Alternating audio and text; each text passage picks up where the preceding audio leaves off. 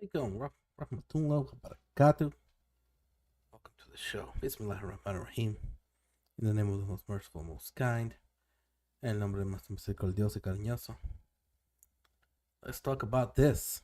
Muhammad Hijab at the Fresh and Fit podcast. Breaking it down for him a little bit. I know that Fresh likes to, or they Fresh and Fit likes to talk a little bit about Islam. They try to throw in there a little bit, like somehow they represent it. But I'm glad Muhammad finally went down there and clarified a lot of things. So without further ado, let's watch the clip. There is no evidence that having sex with a lot of women translates into an ability to understand women in the context of a committed relationship or longevous relationship. There is no evidence of that. So this is where the red pill makes a lot of claims, assertions, but they're not backed, because the idea is, I feel like there's just ad hoc justifications and rationalization for... Yeah, that's what it turned into. Somehow try to sleep around with women, even though women are HOEs. But then you should make them HOEs, try to sleep with them much as they can. Somehow that'll make you a man. Like, I don't... It's degeneracy. That's pretty much what it is, only. Hedonism, which is effectively just doing whatever you want, whatever you desire. But really, like, let us assess this claim, the claim that if you have sex with a lot of women, that's going to lead to you knowing women more and therefore having a stronger relationship, more longevous relationship with some kind of woman. But there's no... Yeah, how...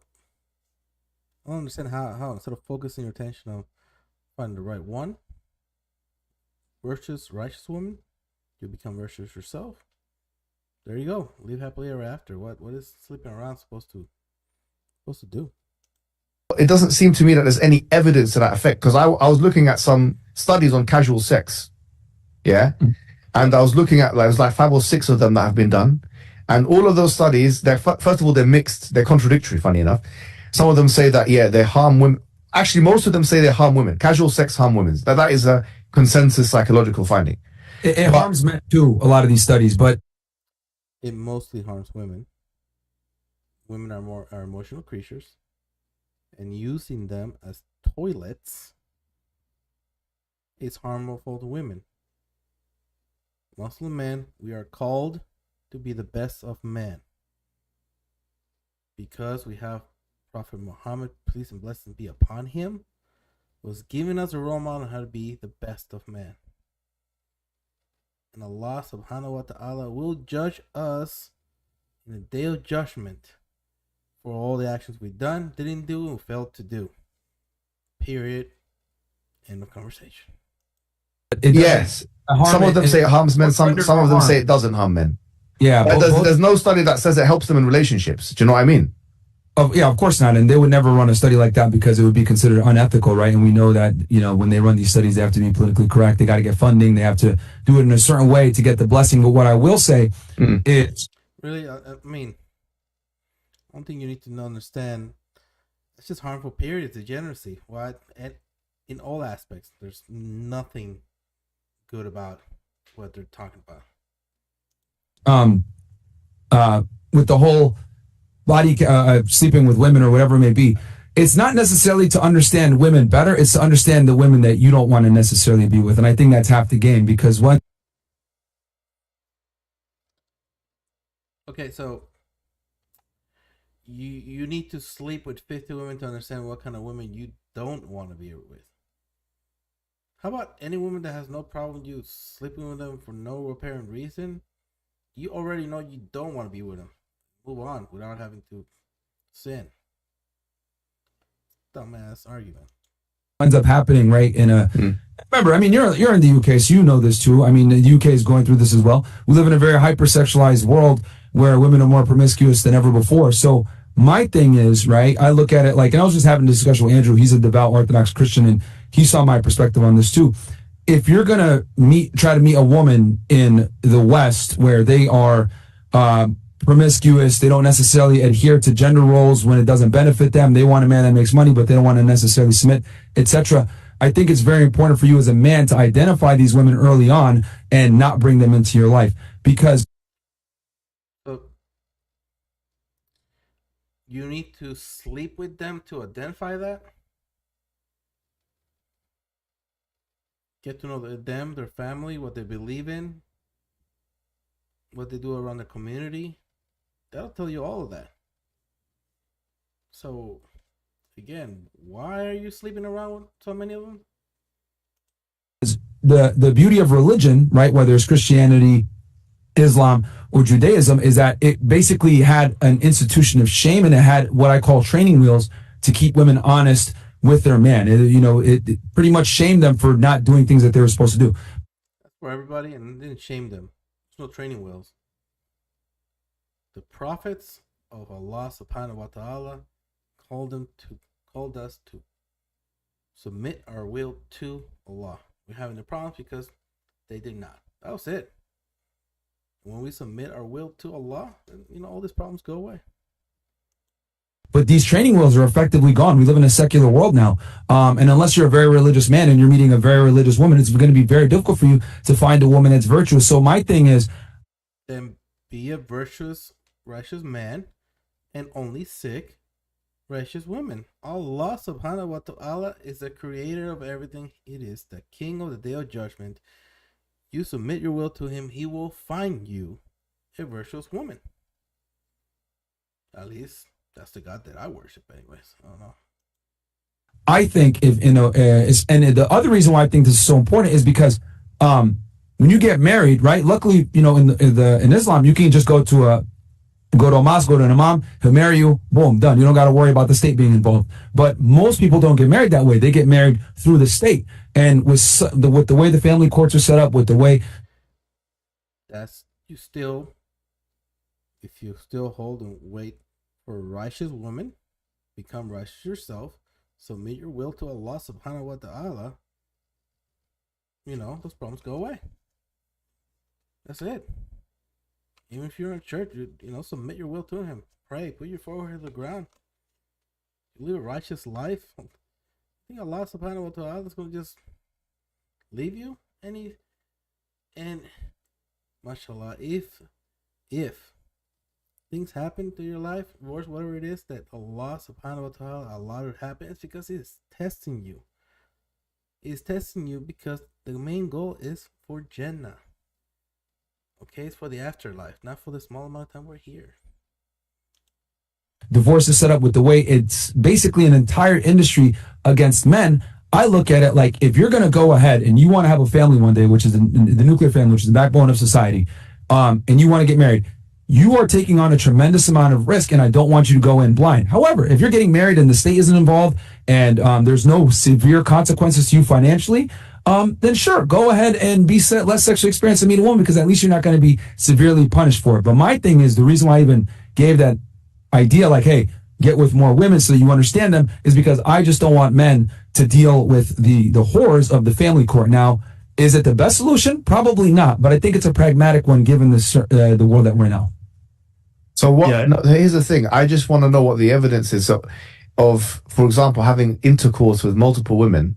What benefit, like let's say 50 or 30, what benefit are you alleging that it has on the man? What benefit are you alleging? Well, that's a fair question. Every man has different competence, right? So like one guy might be able to hook up with 10 girls and be like, okay, you know what, I get it. Like I don't, it is what it is. But another guy, might be incompetent, might be an idiot. Everyone's, level of adaptation is different. So I'm not saying, have a hard 50 and don't get married. It's like, no, if you find a girl that's worthy, that's fine. And I would argue that, like, our podcast is like, we're able to kind of fast line it where, remember, this information hasn't been out for very long. So people are kind of learning now through us talking about it on our platform, etc. So they might not necessarily have to even hit 50 because they're learning from our mistakes. The Chinese. But what?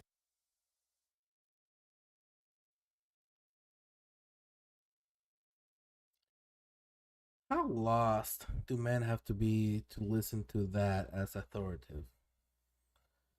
That is the most nonsense rambling I have heard in a very long time.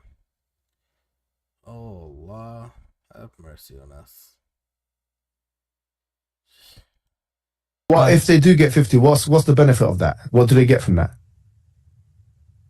Well, hopefully, depending on the individual, they are able to identify women that are worthy versus ones that aren't. In a sexual capacity. Well, I'm also assuming that this person would be seeing this woman. If they're just looking to have sex, then obviously it's gonna be a waste. But I'm talking about if you're sleeping with 50 women, you gotta. That's all you have to. What? What else would you see him for? You're just trying to hit the 50 mark. What are you talking about? You're obviously courting this woman, you're hanging out with this woman, etc. You're seeing her. Because look, my friend had your book. I was trying to look for it myself. It's called. Oh, nice. I was trying to find something, and actually I was flicking through it right before I spoke to you, and I like the statistics you have on here.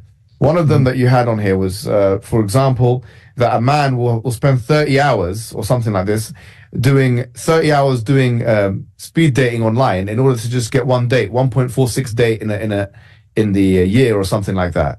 Now, what I'm saying is that to get 50 women, look, you know it's a numbers game, and I know it's a numbers game. Yeah. One date a year? Oh. I never understood dating. It's like women are saying, yes, please test drive me for a while. And hopefully, if you like me enough, you decide after so much mileage that you're going to make payments. It's so dumb. I don't understand. Feasibility, the amount of man hours that you're going to need to put in to have intercourse with 50 women that are not prostitutes, according to your statistics that you mentioned, right? The amount of man hours, we're talking about, like if he's going to use Tinder or some kind of an app, and according to these stats, he's going to need to do a lot of that, right? And the question of benefit here is an important one. Obviously, from a religious standpoint, Muslims, Christians, and Jews all agree that sex shouldn't even be done outside of marriage. Now, it is still possible to marry 50 women. I mean, I'm not saying you cannot marry and divorce 50 women. It's a possibility. But I'm not necessarily saying that one should do that. Of course, we wouldn't agree that one should do that. The point I'm trying to get at is that there isn't actually any good evidence that having intercourse with that many women would give you a kind of benefit in the relationship. In fact, you could argue for the opposite. Because if you get sex very easily, going back to the idea of virtue.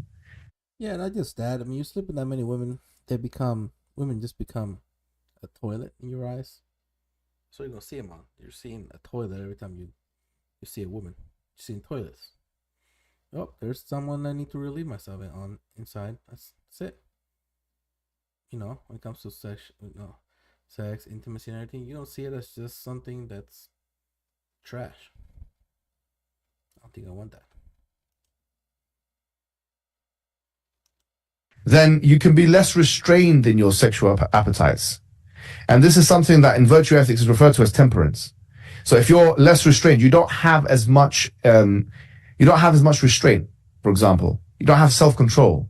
And if you don't have willpower and self-control in one area, you're less likely to have it in other areas. And I've read that in a book called Willpower, funny enough, by Roy Baumeister. A very fantastic book. I recommend it. But he mentioned the point that if you have willpower in one area, for example, he mentioned fasting, religious fasting as an example, Roy Baumeister. If you have willpower and discipline in one area, it's transferable to other areas. The idea of getting 50 women having sex with them, which is difficult anyway, according to these stats, because just because you're dating a woman, it doesn't mean you're going to have sex with her. As you know, like for the average person, you guys might not be the average person, because from a status perspective, you guys have got, big channel, good money coming in. The guy's wearing a nice Rolex red face. I like it. Fresh. And you're wearing a nice watch as well. You guys are well put together. Thank you, bro. So not everyone is fresh, and not everyone's Myron Gaines. Yeah. And so it's not going to be easy to get sex like that. So for them to put 30 hours to 50 hours to get a date, and then after that to get like 100 of those dates, maybe 30, I don't know what the numbers would be, a conversion rate, 5 dates to one woman having sex, maybe? I don't know. Is that Myron? Well, I think the statistics on degeneracy is like the top man, they have a 10% success rate. 10%. So 50, you need to be with at least date 500 different women. From what I heard, anyways. You know more about this than I do? Keep in mind, right? Because people tend to criticize my, my idea that you should have sex with 50 women, but there's a bunch of other things I tell guys to have in place as well. They should make a certain amount of money, 35 years old, be in shape. They need to have a bunch of things in line so that they can be in a position. And the reason why I say this, this is what it is. Yeah. Make 6 figures a year or more, have 6 months or a year of savings, be in shape, 50 women, and then be 35 years old. The reason why I say have these 5 things in place is because most women, right, will look at you as a higher status, more attractive male, which will inevitably put her in her. Or just be righteous man, look for righteous women, and when you present what you have, you're presenting you're going to have a big family. Instead of saying, there's my wallet and some superficial stuff. And yeah, I've slept with 50 different people.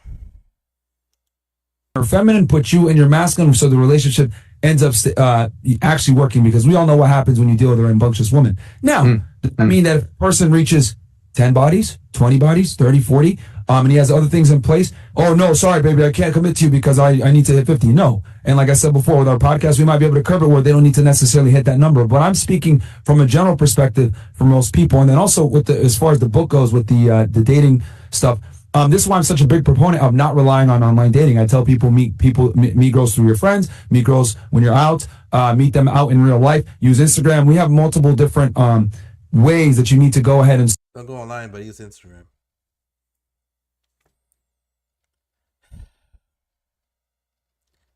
Man, just take your shahada, become a Muslim, alhamdulillah, and stop listening to that guy.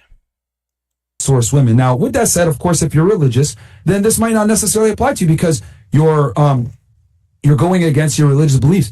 But my thing is this: if you're a religious guy, right, and you can't do this, that's totally fine. The only thing I ask is I want them to make sure that they don't get married with the state. You don't need to hit this body count number if you're getting married and it's just religious strictly. No, I see. Look, a lot of what you said there is very reasonable. I don't think it's wrong for a man to aspire to make a certain money, like a certain amount of money. I don't think it's wrong for them to put themselves in the. I think it's actually quite praiseworthy, frankly. You know, there's nothing wrong with that. My only issue is that the reason why I mentioned the 50 body count thing is because this is my analysis, bro, and you can tell me what you think. We're living in a time historians refer to as Pax Americana, yeah? It's a time where America is a superpower, and as a result, Western countries have not had to have wars where they themselves are in danger in the ways that they had in the past, okay? It's more like incursions or invasions or whatever it may be. As a result, we in the West are living in a state of relative ease and comfort. Arthur Schopenhauer, a famous philosopher, he said that human beings or mankind vacillates between extreme boredom and extreme fear. Okay, I think now we're living in an age of extreme boredom because we're not fearing that someone's going to kill us. Yeah, in a war context. As a result, we are missing what most cultures in the past referred to as rites of passage for men. This is where the masculinity crisis comes in. Because before, a man could prove that he is a man by stepping on the battlefield. Now, that kind of opportunity is no longer afforded to us on the same kind of level. And as a result, we have invented rites of passage for men so that they can feel like they have gone through a certain process and now they're men. Yeah, that is definitely a thing. The rite of passage I didn't go through anything like that. It'd been kind of cool, bonding experience with your father or uncle or something. Something it needs to be in place so they understand and know that, hey, after this, you're gonna be an adult. You're gonna need to start behaving as an adult. That kind of thing. And what I see with the Red Pill movement is that they've invented arbitrary and ad hoc rites of passage, which actually feed more into hedonistic liberal thinking than anything else, which there's scanty to no evidence that will improve them as an individual, virtuously or otherwise, the like of which we've just mentioned, the 50 body count thing, which I know comes from the Rational Male, because that was the first place I read it. I don't know if you got it from there as well. Yeah, so the point is he just calls it plate theory. Yeah, I mean, what I'm saying to you is, in the time it would take you to find non-prostitutes that are 50 in number that you can have sex with in the West. You can spend making money for yourself. You can spend work. Yeah, you could just become a righteous man, dedicate yourself to that. How can I help? How can I not help? On there, what do I need to ensure that my family is taken care of? Start thinking ahead, something like that. You don't have to worry about anything else. I don't understand why. It's like they're beating a dead horse. I made that by Fresh and Fit. So yeah, just ignore it and drive on. So I like his point. I like the way he, excuse me, I like the way he had described it and actually put the points together. It's yeah, definitely should be the way they should be seen. And this whole red pill thing, it's just so sick and tired of it. Working on yourself. You can spend improving your bravery, improving your proficiency, your strength. Because the thing is, I feel like there's an underlying assumption with the red pill movement, yeah? And the assumption almost is that we should live our lives to make ourselves most marketable for women.